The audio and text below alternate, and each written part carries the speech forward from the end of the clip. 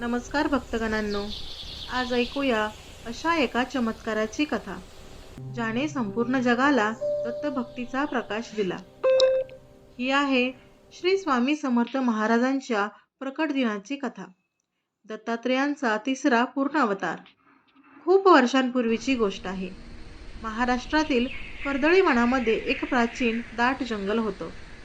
तिथे सूर्यकिरणही मुश्किलीतून झाडाच्या पानामधून खाली येत. पक्ष्यांचा मधुर आवाज, वाऱ्याची सरसर आणि पूर्ण शांतता. एके दिवशी या शांततेतच एक तेजस्वी पुरुष प्रकट झाले. भगवे वस्त्र, लांब जटा, डोळ्यांमध्ये ज्योती, आणि ते म्हणजे श्री नरसिंह सरस्वती महाराज, दत्तात्रेयांचं द्वितीय अवतार. नरसिंह सरस्वती म्हणाले, आता मी इथे तपश्चर्या करीन. ते भूमीवर पादासनस्थ झाले, डोळे बंद, श्वास स्थिर आणि ध्यानात लीन झाले. वेळ पलटू लागली. दिवस, महिने, वर्षे, शतके, तब्बल 300 वर्ष गेली. झाडं उंच वाढली, ऋतू बदलले, पावसाने दुच्छ केले, उन्हाने भाजले, पण नरसिंह सरस्वती तसेच अपरिवर्तित आणि अमर राहिले. तेवढ्यात जंगलाच्या तळ्यातून एक लहान लहान मुंग्या देखील येऊ लागल्या. त्या धानस्थ नरसिंह सरस्वतींकडे आकर्षित झाल्या. मुंग्यांना वारूळ बांधायला सुरुवात केली. हळूहळू थोडं छोटं थिल्लं झालं, मग मोठं, शेवटी प्रचंड विशाल असं वारूळ तयार झालं.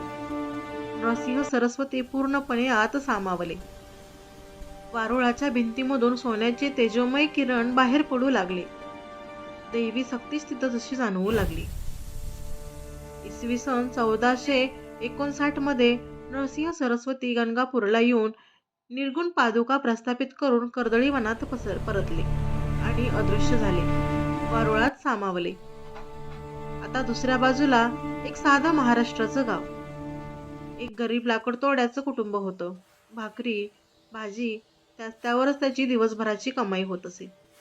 लाकूडतोड्या म्हणतो, आज जंगलात जाऊन चांगलं लाकूड आणतो. सकाळीच तो धोतर, फाटलेला कुर्ता, कुऱ्हाड खांद्यावर घेऊन गावच्या मातीच्या पठाराहून चालत राहिला. गावकऱ्यांनी त्याला हाक मारली. भरकट नको रे बाबा. त्याने जंगलामध्ये प्रवेश केला. गडद जंगल लाकूडतोड्या छोट्या छोट्या फांद्या तोडत होता. घामाच्या थेंबांनी भिजलेला अचानक एक मोठी जागा त्याला दिसली. तिथे होतं हे प्राचीन आणि प्रचंड मोठं वारूळ. लाकूडतोड्या आश्चर्याने बघतो. असं मोठं वारूळ मी कधी पाहिलं नाही. त्याला वाटलं यातून चांगलं लाकूड मिळेल, किंवा त्याला आश्चर्य वाटलं की यामध्ये नेमकं काय असेल. त्याने पहिला घाव घातला. 2 हातांनी कुऱ्हाड घट्ट पकडली, डोक्यावर उंचावली आणि जोरात आदळली. पहिली तडा पडली, धूळ उडाली. दुसरा घाव घुतला तर वारूळ फुटलं आणि अचानक त्यातून लाल रक्त बाहेर येऊ लागलं.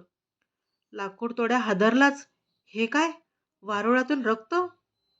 आणि त्याने निश्चयाने तिसरा घाव घातला आणि धडाक्यात संपूर्ण जंगल उजळलं. अंधार दूर करणारा सोन्याचा तेजोमय प्रकाश भयंकर स्फोट असा झाला. त्या तीव्र प्रकाशामधूनच हळूहळू एक दिव्य पुरुष प्रकट झाले. लांब जटा, भगवे वस्त्र, हातात त्रिशूल, डोळे असे ज्योतिमय होते. ते म्हणजे खुद्द स्वामी समर्थ महाराज. स्वामींचे डोळे उघडले. त्या डोळ्यांमधून प्रेम, करुणा, शक्ती सर्व काही दिसत होतं. लाकूडतोड्या कुऱ्हाड सोडून मागे कोसळला. चेहरा झाकला. मी मेलो, मी मेलो असं म्हणत ओरडायला लागला.